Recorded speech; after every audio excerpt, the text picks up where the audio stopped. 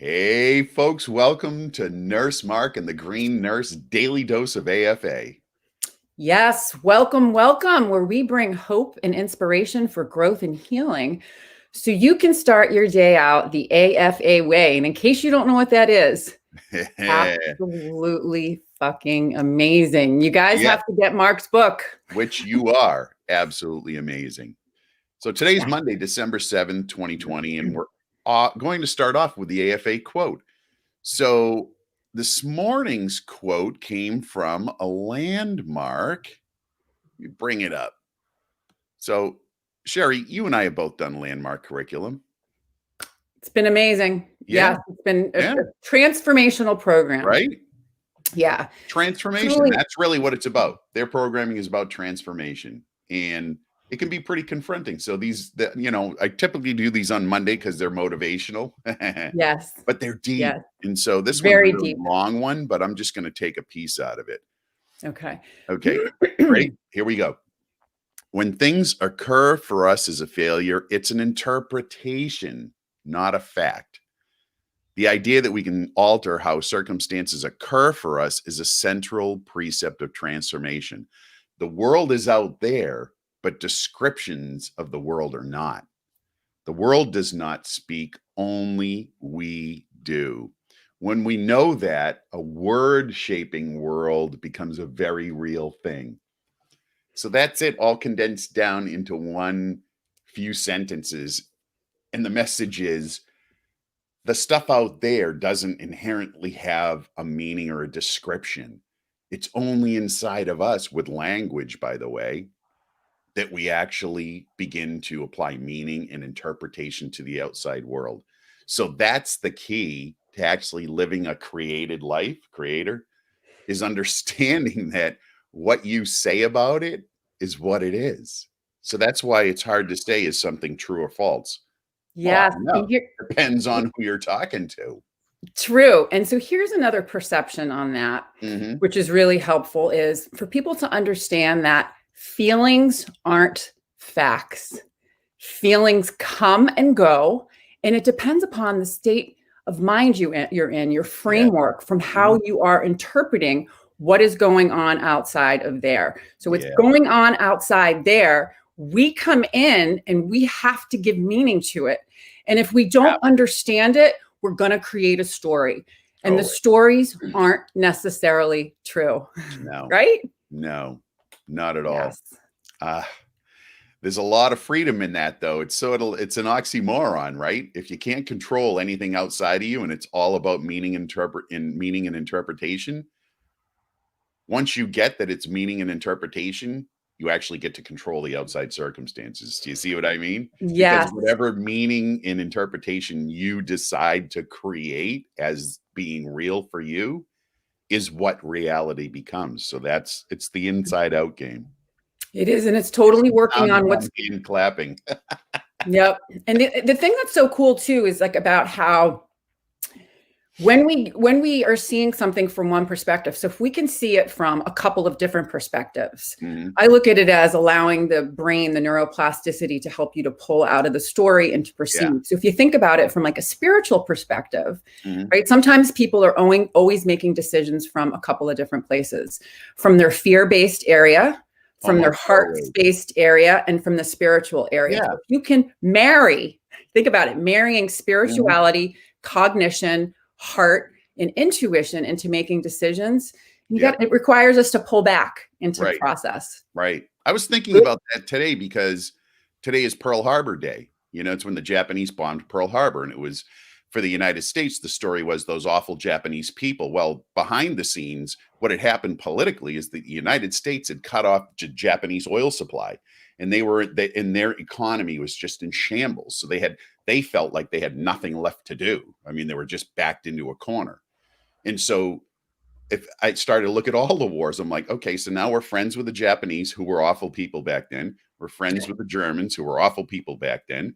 We're friends with the Vietnamese, who were awful people back then. Do you see what I mean? It's always an interpretation of what the whole deal was. And so the reality for the United States at that point was the Japanese were awful people. But the perspective has changed because everybody we're all just people, right? So it's about that interpretation, and it goes back to your fear-based actions. So when Yep. you get to decide what the interpretation and the meaning is, you can let go of the fear-based interpretation.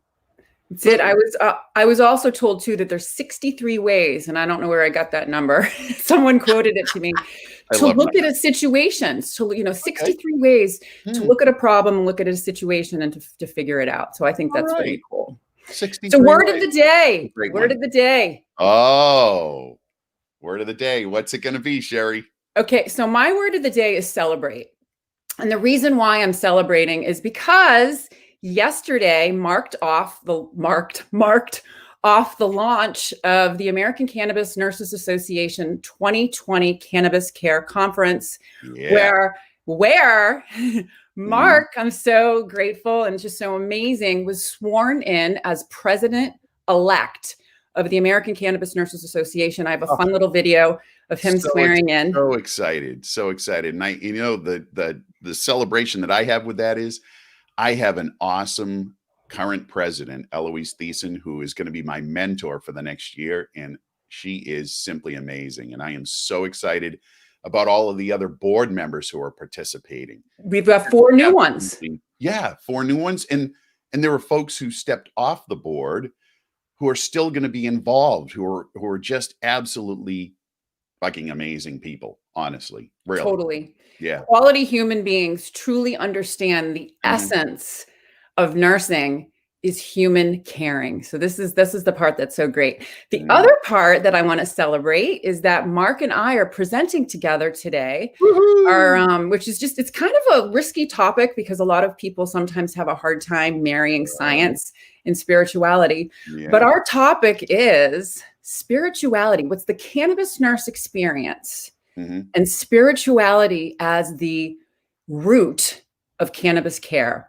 And truly how when we work with patients and what we've seen through our experiences, Mark and I, is that this plant brings hope and inspiration for growth and healing. So we're going to tap into that subject today. And we'll probably talk a little bit more about it as the week goes on to celebrate that experience, to bring that to nurses. It's amazing. And when you just mentioned that, what popped up for me was, hope and inspiration. A lot of the people who end up connecting with us to talk about cannabis as a medicine have lost hope. They've lost hope. They've tried everything else that they can do. And because of the stigma surrounding this amazing medicine, it's a hindrance for them to actually reach out and start, but they have no options left. And then they come to us and we work with them and some amazing things happen.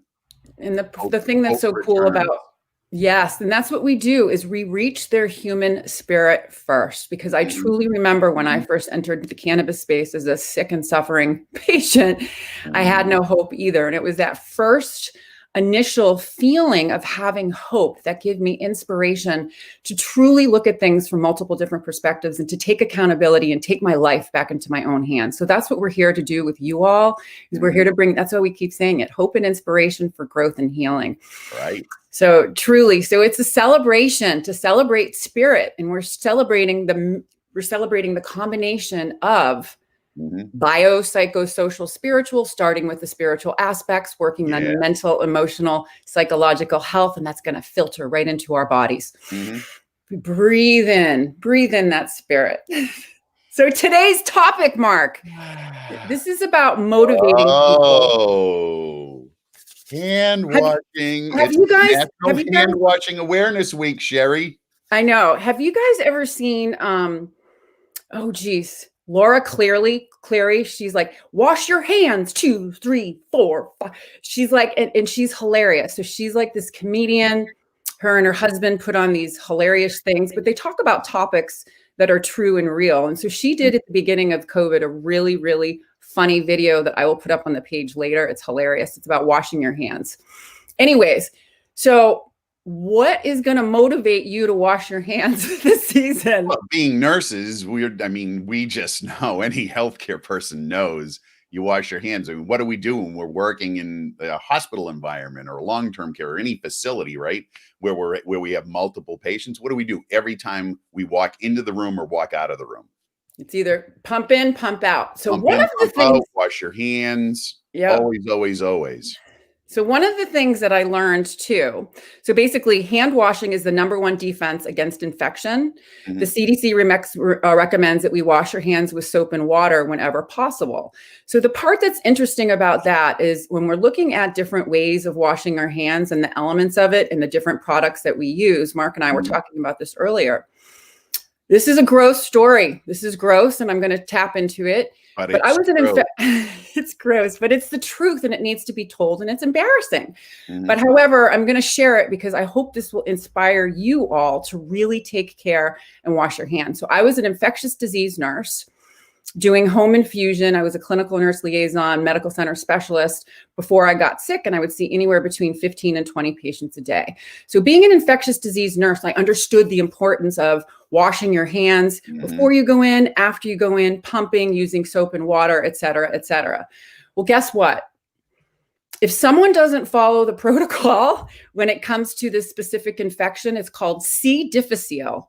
Clostridium difficile is a debilitating illness. A lot of patients get it while they're in the hospital. A lot of patients get it from antibiotics, from having a decreased gut health. Yeah. Biome.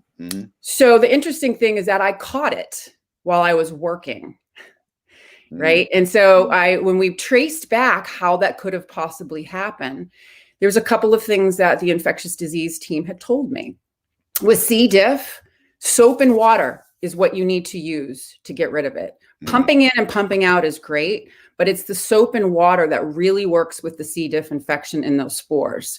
So what they had come to realize is that not all people were doing it right. And so C. diff spores can live on surfaces. So if you think about it, if someone's not doing it and you've got all these patients with C. diff and they have these spores because they didn't use the soap and they just used the hand pump, these spores could have been all over the unit. So you think about, what do? People bite their nails, they put a pen in their mouth, touch their face, right? They have coffees at the nurse's station. They're freaking popping candies in their mouth. This is all familiar to you guys now because of the pandemic, right? Everybody's joined us in this world of, oh my gosh, you can't put stuff in your mouth, but we do. So anyways, and so here's the gross part. You guys ready for the disclose? The gastroenterologist and the infectious disease team said, Sherry, you ate shit.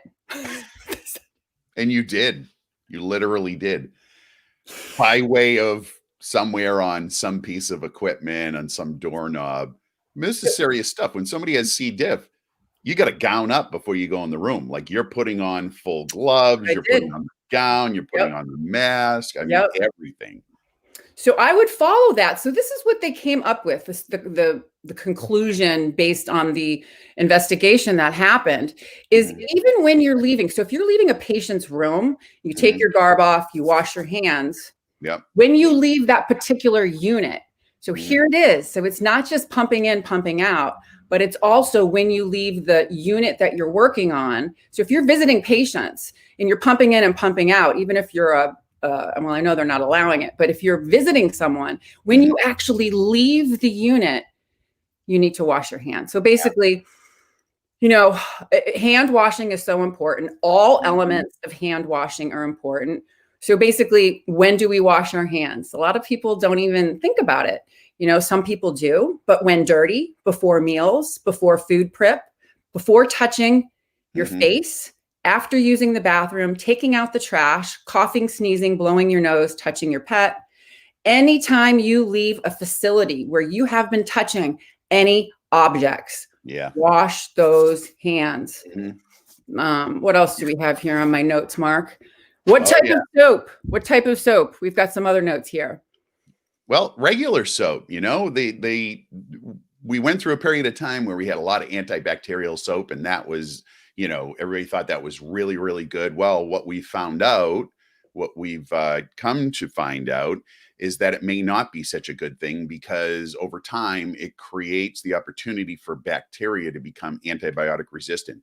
And folks, if you really understood how close we were to going back to the times before antibiotics, where a simple infection could kill you, you'd freak out.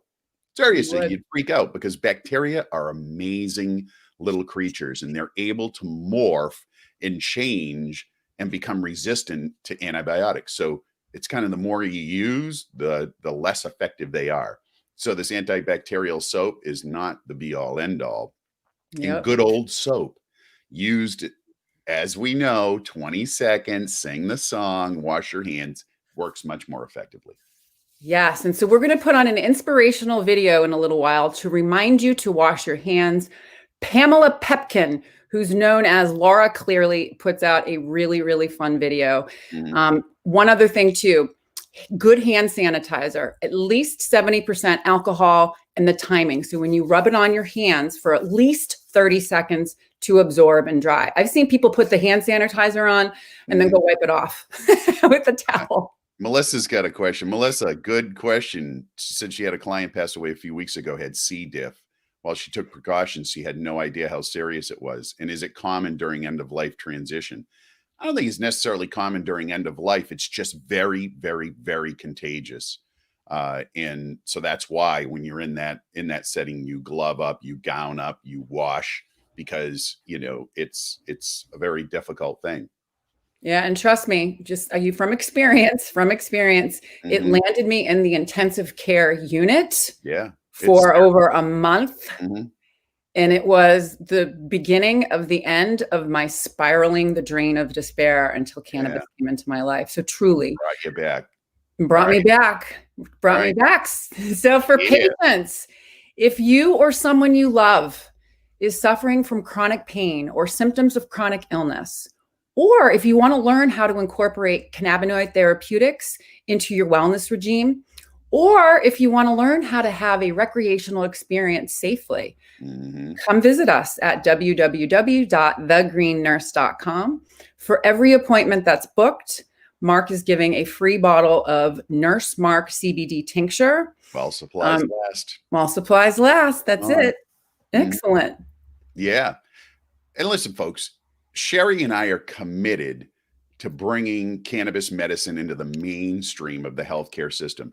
If you're a healthcare provider in any sense of the word, join us in the community. We'll help you understand. We'll mentor you into helping people utilize this amazing medicine. So go to thegreennurse.com and join us. And Mark, what kind of a day are we going to have today? AFA, baby. An AFA day. AFA day. And that is because it is important for you all to remember it's about living your best life, helping others do the same so you can live the AFA way.